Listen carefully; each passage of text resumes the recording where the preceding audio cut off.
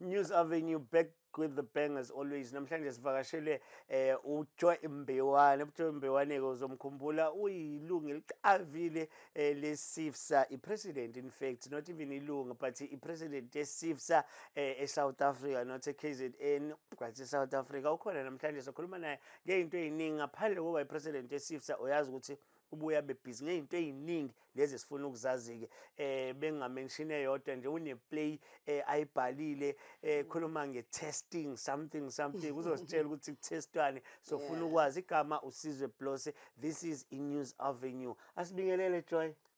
Ngiyabingelela Wazi ninjani konke? wamuhle.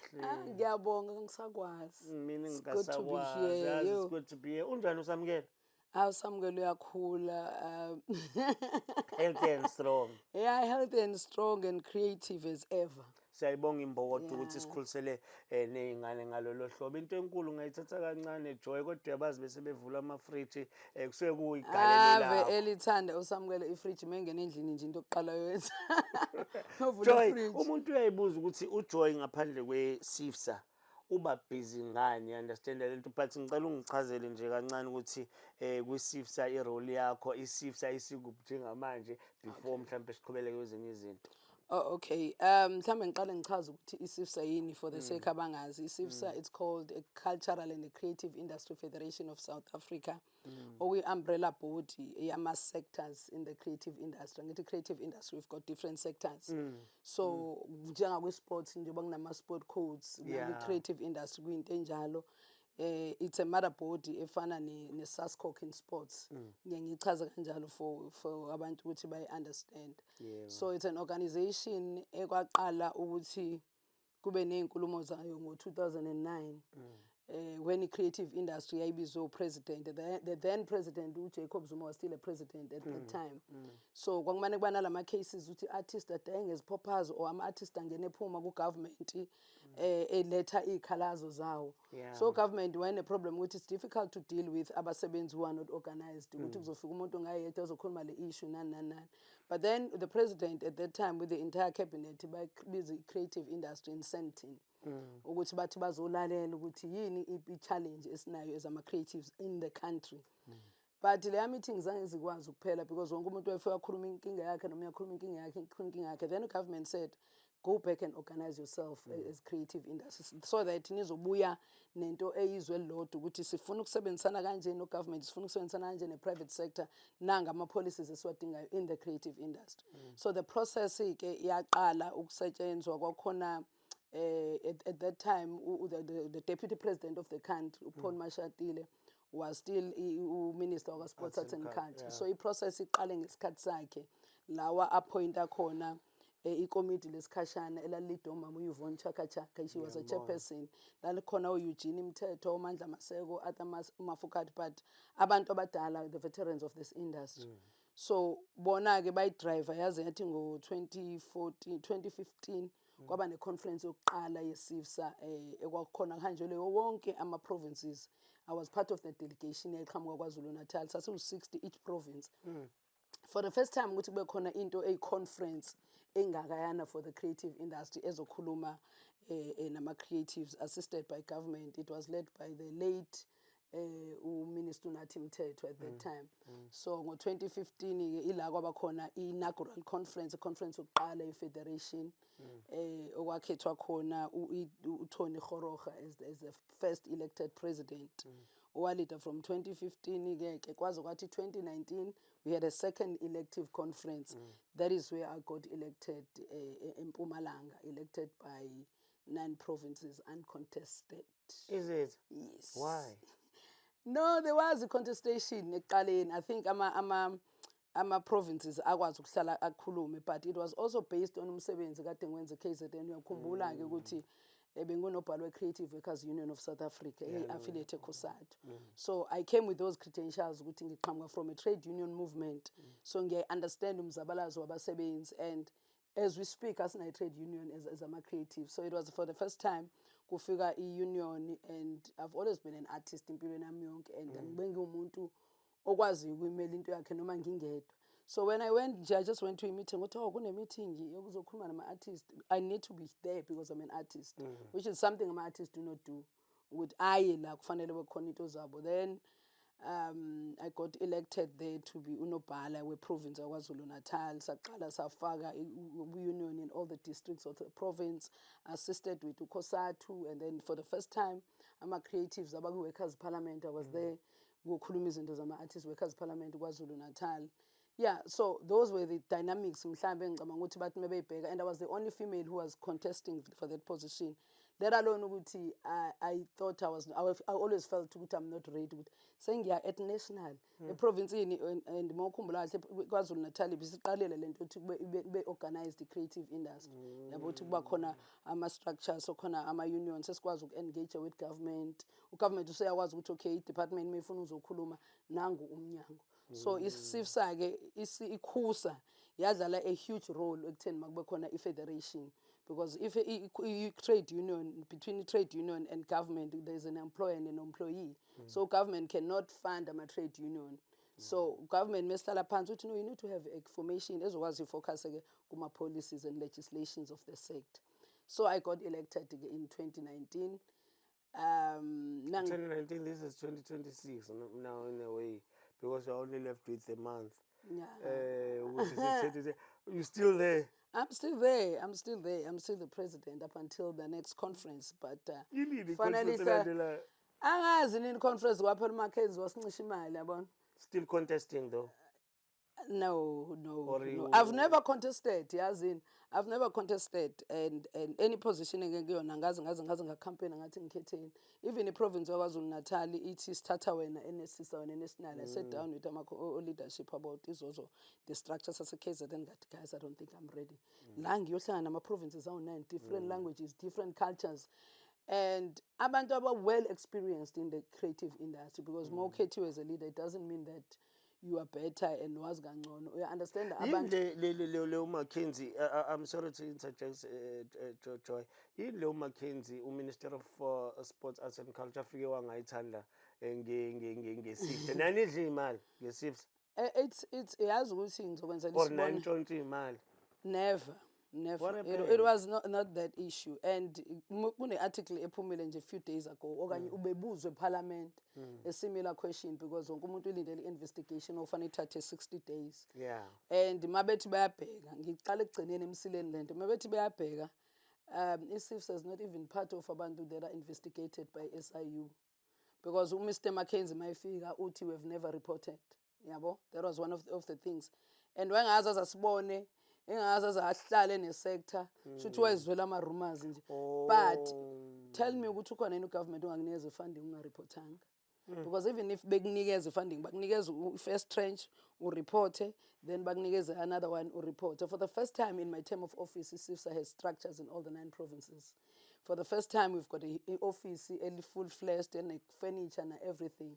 So the money that we're receiving, let's build the organization. Because organization was under investigation. SIU. Mine was to clean it and ngakhe structures, ngakhe relationship with government and different stakeholders. So Mackenzie, my figure, I think in political, kwaba khona bamtshela ukuthi lento izokuphazamisa. And nalento ukuthi the former president, JZ, was the ANC, and we've been working with the ministers of the ANC. Akaze vele phela kwaba khona umuntu iqala manje ku-GNU.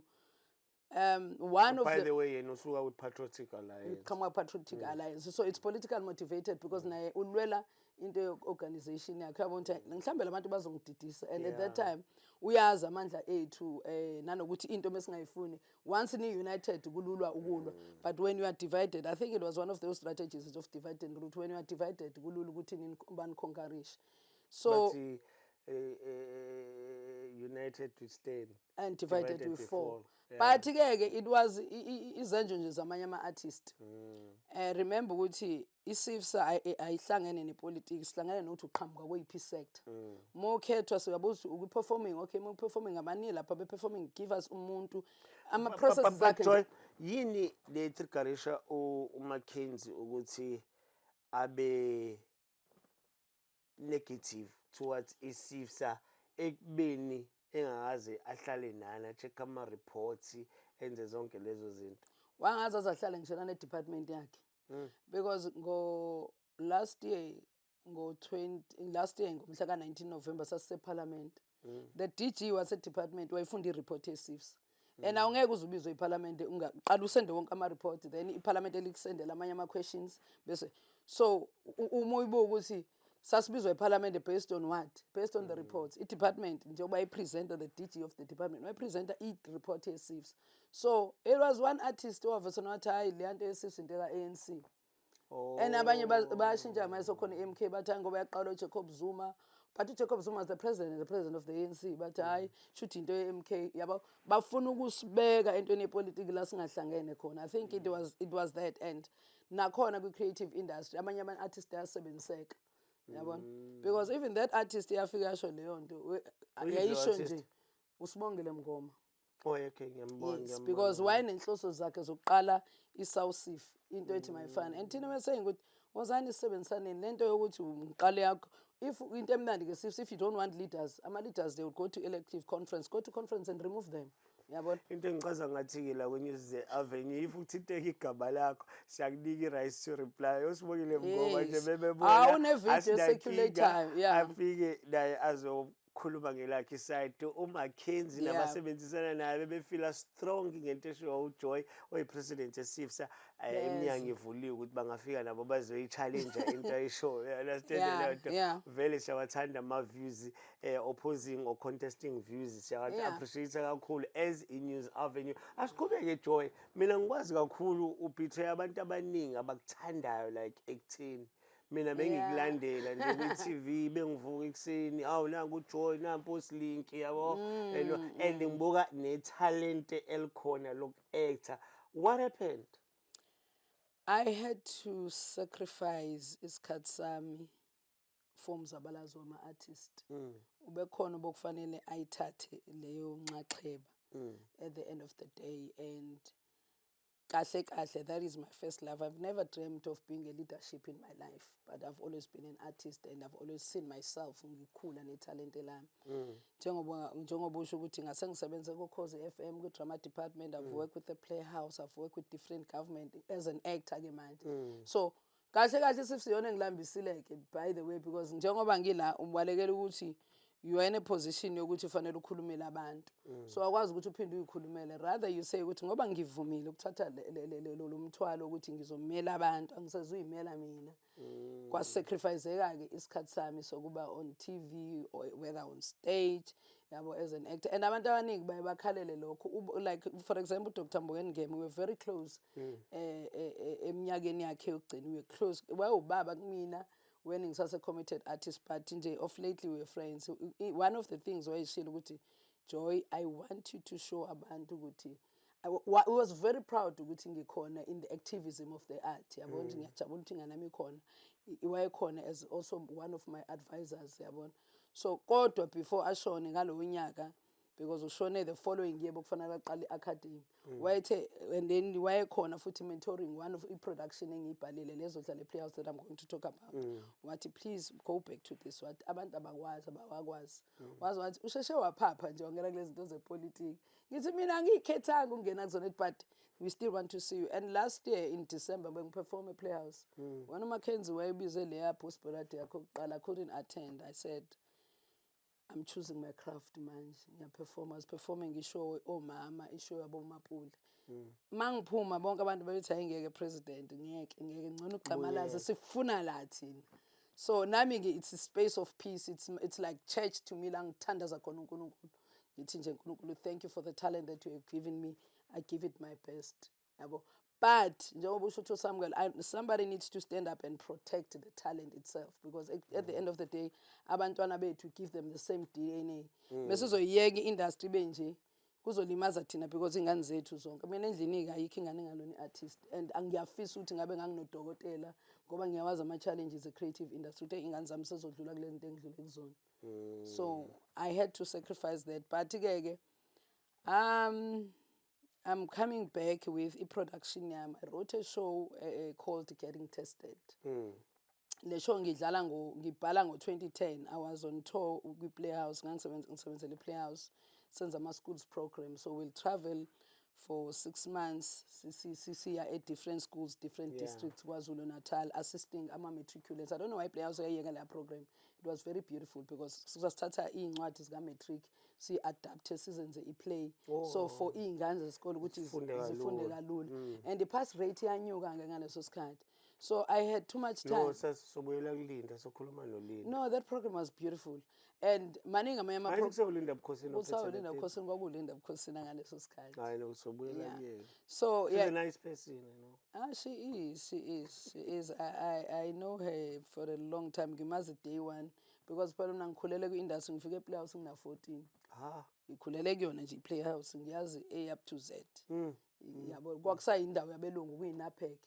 So naye kufika kalinda-ke sesazama ukwenza i-transformation bese ngikuyona ukuthi abantu abamnyama must have access to i-playhouse. Ngangiya khona ngisayele ngane kuthiwa they come from the disadvantaged community. Yabona abelungu besanizama. But the argument lapho, you can't be in a disadvantage. You are poorly saved. Yes, that's the right. Yes, that's the right one because sasingenanto yayikhona in our communities. So then while I was on tour, kwakhona intombazane engayimithi e-Stable Theatre because i-Stable Theatre sasihlangana khona as artist. Yona ndawo ongine-access njengoba singina-access njengoba sekuthulekile ngathi ise-graveyard i-Stable Theatre. Laphana kwakuhlangana ama-artist. Khona ama-artist ayehlala. Yeah, Stable Theatre was big. I-Stable Theatre was big. Let alone ukuthi i-Stable Theatre salelwa ama-artist ukuthi sibe khona azahlala khona. Futhi ne-YMCA. Kufile. Bocabanga nje ngesicathamiya wawucabanga i-YMCA. Every weekend. But lezi zinto idinga ukurevive. I think young people still need na-playhouse nje inokwayo uyabo usengakuchaza. Okay, ngizobechaza it's a topic for another day ngibuye ngizochaza sikhuluma ngama-institutions zethu. Sikhuluma no-Joy Mbewane, i-president ye-SIFSA, sikhuluma about this and that as far as impilo yakhe is concerned. And sesithintile i-SIFSA manje sesizogabhakela kwi-show ayibhalile ezobe ibukiswa or ezobe idlala laphana e-Playhouse. Uzositshela nama-dates nayo yonke into nanokuthi show ingani because sine-interest yokwazi ukuthi siyobuka into ekhuluma ngani.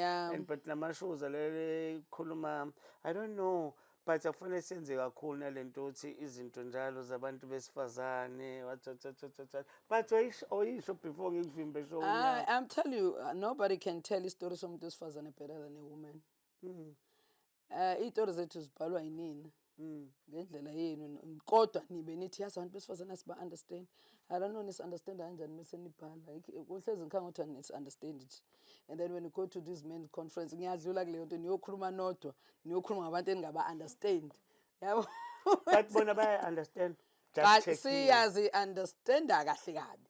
And we love ourselves. The moment you enjoy ukuba umuntu wesifazane, that's why ubona ukuthi thina yabo mengizokhuluma ngathi it becomes very njengoba ningas-understand thina siyazi-understanda. Yini lo ucabanga ukuthi asi-understand abantu besifazane?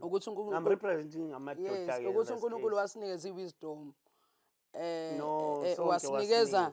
Yes, ayifani wasinikeza i-capacity yokuthi sikwazi uku-multitask. Yabo ngizokwenza no, so costly. I mention izinto. Mina I'm not talking the obvious. Ngifuna ungitshele ngalezi zinto ngempela convinced ukuthi le exclusive or especially for abantu besifazane. Ukuthi we can think ngama-emotions. That is. And into enezanga-understand is assuming ukuthi abantu besifazane bayafana sifana. But kunezinto ezicommon ngathi. Yabo. So into abathi abantu besifazane bayi-understand is because of the emotions. Because umuntu wesifazane uNkulunkulu wamupha leli hle lokuthi ngizokwenza a simple example ukuthi mase sendlini a man will think of ama-insurance ey'moto nani. But a woman will start thinking ngama-curtains la endlini. Yabo? Ngezinto nje ezila uqala la. Nina lezi ezibalekile wena ucabanga ukuthi okay iy'ngane zami sicabanga ngendlela engafani. That's why ngithi mina mhlambe Joy amakhethini yabo ucabanga amakhethini akithi somndeni abalekile no abaleke abalekile fine but ngaba into of secondary importance because at the ultimate end asivakashela ngalabakhethini abonwa yibina kwamina ukuthi ngiyabona ekuseni thadabukile nje kuyangicasula wena uthi like kwakuthi ngiyabona ekuseni nje no but empilweni ya prioritize. Thina we prioritize everything. Abantu besilisa bajwayele ukuprioritize kakhulu high on the agenda to see to it ukuthi la endlini idlile suthi thina siprioritize nina Secondly- yonke into zingane ifamily yakho siyonke into zile esikoleni kanjani yabona leyo nto. I think umuntu wesilisa so ku-limited nene nikuprioritizayo. I think it's all about complementing each other. Yes, yabona. yes. Akekho ngcono kunomunye but it's a better of ukuthi siyayi-compliment. Asikwazi ukuphila futhi omunye engekho because abantu besifazane bathi men are dogs but indlela esiwathanda ngayo amadoda siyawathanda nje kahle kahle. Is it? Habi akekho umuntu wesifazane ongakuthanda ukuba nomuntu wakhe wena-ke yini-ke noma-ke nomuntu wakhe nje nobhuti wakho the relationship that you have we don't have. I think enye into eyalimaza leya nto So ngeke nikwazi ukuphila ngaphandle kwamadoda. singaphila but kuba How? mnandi kuba spicy mebekhona Kumele Kuba babe juicy, khona. bebekhona Benzeni? bathithize nje lapha kwethu bathithize babekhona nje As long as bekhona. nje nomuntu okay let's say in a relation nomuntu uzobuyela endlini nje ukhulume nje ulamente kuyena yabo uhlebe naye yabo Ayahleba ama-couples. ehlebe yabo khona Especially lo ashadile. imagine mongenamuntu usuwedwa uyacabanga nobuthongo abufiki yabo siney'nkinga ey'ningi manje uthi uyalala nobuthongo abufiki uyemini ukhathele ekuseni akuvukeki yabo so manje bakhona nalo muntu nokuthi nalamagama amnandi ke nibweni washo whether you mean them or not but nje it's okay. I love you. Yeah. I love you more than life itself. And you're like, oh, And I do- can't without I, you. I will do everything for you and uthi uyabheka ukuthi awubhebha kanalutho nje everything uzomthatha uzobeka everything but ke kuyakuphilisa yabo uthi noma uhamba that phone call yabo so I think So these are just little things. the little things But ezisho lukhulu. ezisho lukhulu Mina I hear you. Yabona. asixabene namadoda yabo lento ukuthi I think But Joy, because usungifake kule nto ngifuna ukwazi ngempela iyang-affect yabona because ukhuluma abantu besilisa besifazane and futhi wena uyi-president ngizo-understand you are the right person to ask Yeah. to, this question. Ngithi mina isifo lento noma yini lento yeni yemali-ke manje zabantu besifazane I'm sure we're not talking ama-issues abantu besifazane and all that leyo stuff. kuthanda But ukuthi sifuna ukunikwa ngithi man, this thing is Ah, wrong. it's I it's think it's not. getting out of hand. No, it's not.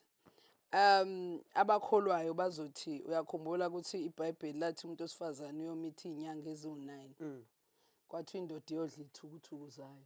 Yeah. Yiyo-ke le nto phela yonke into ayikwazi ukuthi vele nje ibe lula fanele umuntu osifazane fanele isinakekele imali isinikeni khona nengoma ethi iyathandeka imali yendoda kuyizo lo yabo imali yendoda But Joy, asikhulume Hayi, iqiniso. musani nje ungafuni Sine uba problem. responsible. Hayi, Ku-wrong akukhona- umuntu- la- akukhona la- ukuba ku-wrong umuntu responsible. uma eseyi-demand. Joy, Kodwa nje, ngicela guys, nje asinike sibe nje practical imali. ngento ethize. Sinikeni. Ngiyakushela today. Yeah. Futhi angikushili. Ngithenga into engiyithengayo. Sihleli sonke. Vele exchange ama numbers. Vele the following siyajola. Yeah. For a day, How? just it. How? Next usuqala ukungitshela ngama-problems akho ngifuna ukwenza ikhanda ngifuna ukuyokwenza inzipho usuwusizi nje iqala nje igame. No, I think ke ibuye ibe la. Ibuye ihambisana ne-pride kuwena as a woman. Yeah. I-independent fanele ube nakuba Angiphuzani nini. fanele ube kwazi asifani njengoba ngisho ukuthi asifani. Kumnandi ukuba independent. kuba lama-men's conference akaze ngizwe nge-women's conference. Thina Akukho la i-women's ehlangana conference khona uyithola ngisho niphuzane. etoilet. Aba-toilet mesilapha kumamira sisibukana. That's women's conference. We always have women conference. But ni too Asidingi lolo suku thina sihlezi nje sinazo. Mehlele amantombazane nithi it's girls night what. There will be so besine women's conference. Sihlezi sizokhuluma ngayo. Joy, but need too much emalini. It's Ah, unfair. ubomi, It's ubomi unfair. obusibekela Okay, phansi. Ziyabiza izinto. when you understand, let's talk reality. Inkinga nisasiloboli bros. Let's Size talk lapho nje. reality. Yeah. The country as a whole is experiencing this limping economy. That's point number one. But you always thinking in ukuthi abantu besilisa banayo imali. West part wena uthi usebenza njengabe usebenza but you expect ukuthi imali uyiphiwe umuntu wesilisa. Yazi amanye amajita abane-problem yani. Uyak-invite nizindlini yakhe. Yazi ziyashoda izinto. awuthengi wena nalutho. ngikuphi imali uhamba uyofida ngale ndlini yakho ngithi ngiyafika ngiyakuvakashela kunjani kwakho kanti le mali yami it's not right. That's why kufanele uba umnikeze so that naye la endlini. But it's unfair But as a ngimnika woman. iphumaphi? As a woman, it's unfair ukuthi nawe ungabi usizo. No.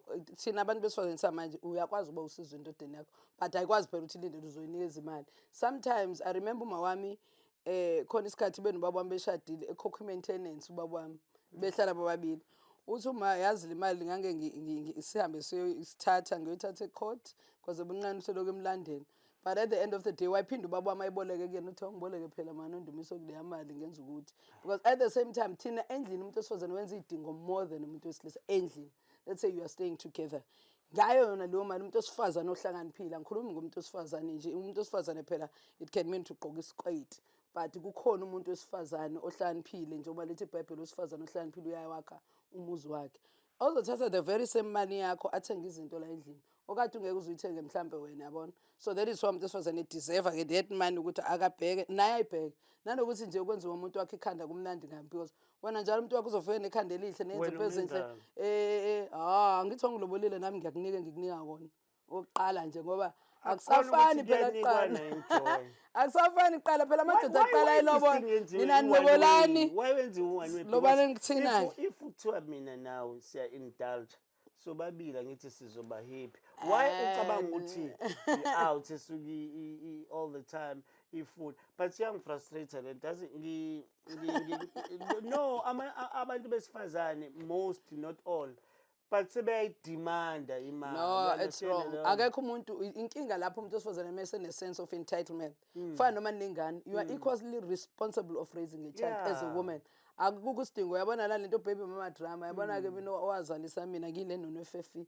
Angingisho khotha angisho uzofonela umuntu uyamthuka nizale nawe the moment uqala ulala without a condom you knew ukuthi awuyazi ukuthi futhi awu prevent uyazi ukuthi there's a possibility ukuthi uthole umntwana you are equally responsible yabo so ke somewhere somehow ikhona la silahleka khona okusafanele siyibuyise thina zabantu besifazane because ngalesikhathi masuzoba nje umuntu wesifazane ocela i-airtime yabo wawungena airtime na okay sengenza ukuthi sona sami ke phela kuya depend as a relationship it grows now ungakwazi ukuthi phela ngiphi petrol lapho ngithi mina sharp yabo siyabhekelelana it should be like that kahle kahle if a relationship should be a friendship akekho umuntu ongazi ukuthi uyakweletelana nani but ngathi siya ukuspoilwa kumnandi yabo ungispoil ku relationship manje siyam nakhona nje umuntu within 2 weeks usucela inkinga zakho but mina ngangazi ukuthi ke sisakhula sashe wena uthathe malini Futhi futhi umuntu othana nami avekhululeke mina unganginikeza I don't care because ngiyazi ukuthi ngizodla ngayitshela nje ingane zami ngizoyikhulisela imina engizozimela ngizenzele engifuna ukwenza khona so ke if umuntu imali engakhisha umuntu wesilisa obona ukuthi this one is sufficient for ukuthi athi look after umuntu wesifazane depending ukuthi usebenzaphi ngeke kube ne rate A1 I cannot expect a security guard to give me 5,000 rand. I cannot expect a doctor to give me a 200 rand. Yeah, understand? Yeah. So you must also as umuntu wesifazane uma unefebe umuntu wakho ubheke nezidingo zakhe nanokuthi ubuya kwiphi background because omunye umuntu une responsibility yasekhaya akwazi ukuthi usozoyeka ukondla uma wakhe anikeze mina imali I wouldn't be happy. Right unganginikeza ukuthi uyeke ukondla izingane zakho because sonke sakhatha amadoda kondla but abanye abantu besifazane they do contribute umuntu afike endodeni nezingane abesafuna ngasondla izingane zakhe ngiyangibona ukuthi file ube fair even to yourself yabo awukwazi ukuthatha imali more than 300 rand uyiphisele kumuntu nje angizwanga ngawona ukwazi ukuthenga ugoloko imali engaphezulu ye 1 point something lapha emaklabini ngithi mina kodwa bone kumuntu imali u3 uku appreciate uthi nawo 300 phela hayi mhlambe ke ingane esikolo ngayinikeza 300 nginikeza petrol wami indlela yami ngizala ngizonza 300 mawunawo kodwa phela ngawuthatha mawuthi wona khona yabo nginga-appreciate ngazi ukuthi nemali ungiselo 300 ngawuthatha nje kodwa ngibonge ngisho ngithi yazilenja mhlawumbe iyangigcina yamuzi hawu akhohle usilandele ey'nkundleni zokuxhumana ungasilandela usifollowe ulike uphinde futhi usubscribe kwi-News Avenue amapage akhona laphana ku-Facebook sikhona i-presence yethu uzoyifila uzoya futhi lapha ku-YouTube sikhona nakhona futhi usilandele and do this big favor just tell your friends about us it's very important spread the word Joy, ngicela manje before sivale Sikhulume sike nge-show. sikhulume ngeshow manje Yeah. sistike kwishow Yeah. nanokuthi but ama-issues kade siwathinta ama-issues asi-affectayo and Yeah. ngicabanga ukuthi mina nawe sesine-experience enkulu ukuthi sikwazi Khuluma uku-advise ngawo, yeah. nabanye abantu futhi sikhulume ngama-issues but next time sokubiza futhi sizokhuluma because ngathi open uma uthi siyakhuluma Yeah, ngalama-issues kumele but sikhulume. nje ngicela manje sibuyele kwishow kala nini sithenga kuphi amathikithi kwaphela ngiyayibona ko-playhouse kubuye kuthiwe kugcwaliswa iy'ngane zesikole izobuka mahhala kwenzakalani ngeshow ngitshele ngeshow ibhalwe uba ibhalwe wena noma Yeah, as I was saying, isho ibhalwe mina ithi getting tested. Njengoba e-Stable Theatre bengithatha leyo nto ukuthi khona intombazane engahlangana nayo kwakuthiwa uSithe. uSithe sazwana nje wayefika wayebuya eprison for 5 ebuya kuprison 5 years ufikela kumina kuboneke mikufika amantombazane so we sazwana nje waye-backing vocalist of another production so uSithe ngibe interested in the story ukuthi why were you arrested. So it get to a point la angixoxela khona ukuthi she was wayefuna ngibhale ifilm ngempilo yakhe ukuthi she was raped by ubaba wakhe sakhula washona uma wakhe, a long story but you'll get it in the show. Yeah. So she inspired me, she wanted me to write a film. Then I decided, because ngase ngivele sengiqala ngibhala, I decided to write a play called Getting Tested. Getting Tested talk about the ukuthi women get tested in many ways in life. Yes, it's not about getting tested for HIV or whatever, enyama test, but it's called Getting Tested. And it's based on true stories. It's based on true stories of different friends engihlangene nabo. Then ngase ngihlanganisa le play because one of my friend wareyishwa just because a lesbian. But uyakwazi bamrape and then mina ngimitha uyi-lesbian and then she told me that story ukuthi kwenzakalani, she got raped kanje kanje. Though ziba nama-twist, I changed the names, ngase ngenza ama-characters ziba nama-twist because somehow she talks about ukuthi wareyishwa ekugcineni bamfaka ibhodlela esithweni sangasese. So that part of the story happened to imember yefamily yami. inyanya nje ngokuba indoda Yes. So amadoda anjalo angasirepresenti yeah. And you see different, it's 5 actresses on stage. But each one... all women. All women. It's written by myself and directed by myself. And I've got another assistant director, which is Ubabuze Funzama. And the whole production team, behind the scenes, it's women. We've got a production manager, which is Gugu Dlamini, who's been with the show. Skesa Gcwalisa Playhouse extended. You know, okay, there's a story where we touch kancane HIV. It's because we also talk about the progress the country has made. We talk about women of 1956. We talk about stories of HIV, how much the government has contributed to HIV. Single stage, so we've got one woman who's saying, I've never been tested, I've never been raped. They talk about relationships. But I tested HIV positive, but I'm fine. I've got a strong support system. I'm taking my meds. I'm okay. Yeah, so we talk about love as well. It has different colors and different characters. In one show, uthola umuntu ezodlala ingane, one actor ezodlala ingane, and adlala umuntu omdala, adlala umfundisi, etc., etc. Because the lady that I was talking about, ubaba wakhe umfundisi umuntu ohloniphekayo kakhulu esontweni. But every time meyibuya wayibuya alale nengane yakhe izinto ezenzakala. The reason why I brought back this play because I saw ukuthi yabona the issues that were raised. Nengane yakhe or nengane yakho kuzoba kuthiwa ulala nengane eyakhe no ayizalayo kwakubaba wakhe lo mntana engikhuluma ngayo wayitshela mina ukuthi ubaba wakhe bemzala ubengafuni ukuthi babe nama-boyfriends. The reason why azaboshwa wagcina sehambe ye-point wadayisa ngomzimba. So ukuthi kwesinye isikhathi sesibuka abantu yena be-onela ingane yakhe. Yeah. Izinto ezenzakalayo and ingakho ngiyibuyisile manje because ngizifuna ukuthi kuqale ama-conversation. The other time nabantu bafunda uku-speak out, abantu besifazane and nabesilisa nabo they do get abused. Kodwa it's a topic for another day. When siqala le show ngathola amantombazana awu-5 afika kumina ekhala athi one of them wayereyishwa ugogo wakhe ekhona endlini umzukulu. So njengoba ukuthi ngenza into eziningi bekune-program ebengiyenza ne-Ketomana Clinic ebizwa nge-AYFS, it's Adolescent Youth Friendly Services. Bengenza no-Sister Mathombe bengivolunteer sesenza about 5 years. Mix sihlanganisa i-health ne-art because uthola ukuthi iy'ngane ezikhula umuntu ethatha amaphilisi azi ukuthi uma wakhe kunzima umuntu etawani medication ye-HIV thola ukuthi uma yazi ukuthi uthatha ama-vitamin then ithi mase na-age of 12 isi-realize ukuthi ithatha ama-ARVs bese ingasafuni ukwathatha noma ifuna ukwathatha kube nzima ukuya eklinikhi ngoba izofica makasibanibani hawu sibona ingane yakho lapha eklinikhi noma ine-STD ayisabi ukuya eklinikhi then saba ne-space ekhethomena sokuthi every Friday there's open mic session, there's entertainment. And then while there's entertainment, it's for the youth. It's called AYFS. Kunama sister nan abasiza ukuthi while there's entertainment, umuntu uyakwazi ukungena lapha because ingane zigcina zingazi ngisho ukuthatha ama-condom. So when ngithola lama cases afana nalawa semesenza le show because inama moods amaningi, you laugh, you cry, yabo. Inama moments amaningi, nama dynamics amaningi. Sebenzise little bit of music, it's too much acting and dance. It's a story of amantombazana ahlangana ezodansa eseriyezana. So this time I took new actors, young actors ngathi okay, let me develop and transform skills to these young girls. So we called for auditions. Most of them, it's only one person owayikhona production from eqaleni uThandeka. Most of them they're even new bazobeqala ukuperform at theatre.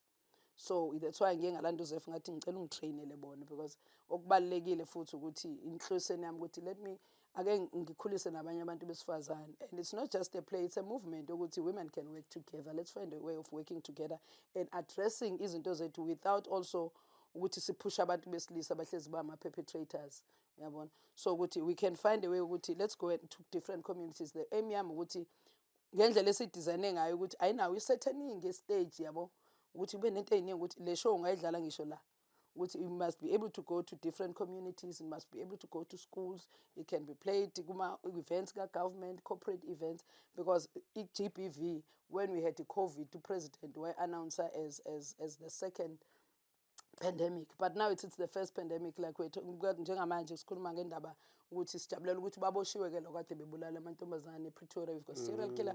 There's so many cases are relevant. Mengibuka ukuthi hayibo lezi zinto ezinye zikhona kwi-show, but i-show njengoba ngibhale ngo-2010, but lezi zinto zenzeka as in yesterday.